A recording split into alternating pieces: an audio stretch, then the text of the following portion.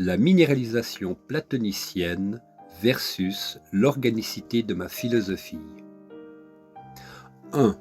La sagesse pour Platon, l'humilité mère des vertus dont on nous parle généralement, est seule vertu objective pour moi.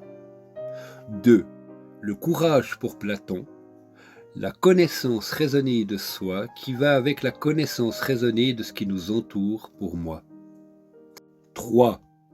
La tempérance pour Platon, la capacité travaillée de faire de sa raison un minima sienne par expérience de pensée et expérience factuelle pour moi.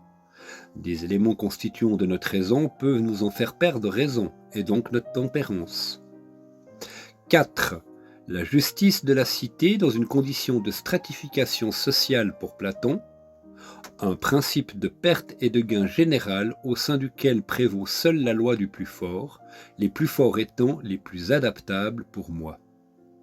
Il nous faut distinguer que la sagesse est un concept générique à l'extrême et ne peut être une vertu en soi pour moi, parce qu'elle est l'expression du résultat ultime émergeant de la meilleure gestion d'une soupe subjective qui se compose de ce que je nomme nos accomplissements vertueux, que sont le courage, la patience, la tempérance, etc.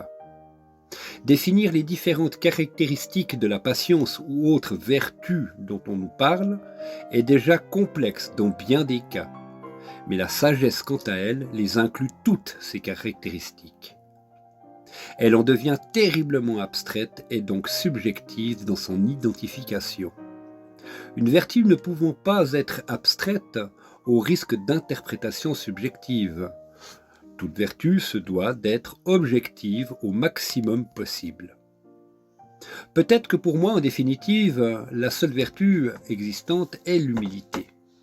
Si elle est la mère de toutes les autres, il ne s'agirait que de celle dont on nous parle en général et que je ne reconnais comme telle, mais plutôt comme des processus partant de la vertu, l'humilité, et les rendant vertueux par conséquent, quand l'agencement de tout processus fait valoir l'humilité de façon pérenne par adaptation permanente. Combien de fois avons-nous dit « Regardez, la patience d'un tel est vertueuse. La compassion de celle-là, elle est vertueuse. » Et regardez d'un peu plus près, il n'en est rien. Prenons Gandhi. Au départ de son combat, il était dans la condition du peuple, à se battre pour le peuple. Par la suite, il a mis les pieds dans le monde politique, et donc dans la condition politique, il est devenu autre. La preuve en est quand on regarde ce qu'est devenu l'Inde après Gandhi. Peut-être que malgré le tout grand homme qu'il a pu être, il en a oublié que c'est la condition dans laquelle on a les pieds qui fait grandement tout homme. C'est un doux équilibre à maintenir une fois de plus. De cette réflexion, j'en tire un principe certain. La première démarche vertueuse pour viser la sagesse, c'est celle de choisir sa condition d'existence nécessaire par humilité. J'ai l'impression finale de voir chez Platon les prémices certains de ce que je nomme le néoconformisme. Le fait de se mentir intentionnellement à soi-même, ce qui nous pousse à la minéralisation de tout principe initialement et naturellement organique. Voici une chronologie argumentative. Depuis nos concepts archaïques animistes, nous avons avec Platon créé un principe moral à partir des concepts de bien et de mal.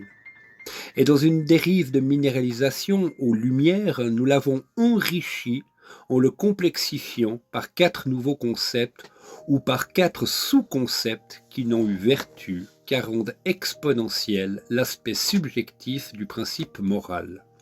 Nous retrouvons le bien bien, le bien mal, le mal mal, le mal bien. Ceux-ci nous ont permis depuis de justifier les guerres saintes, l'esclavage, le colonialisme et autres.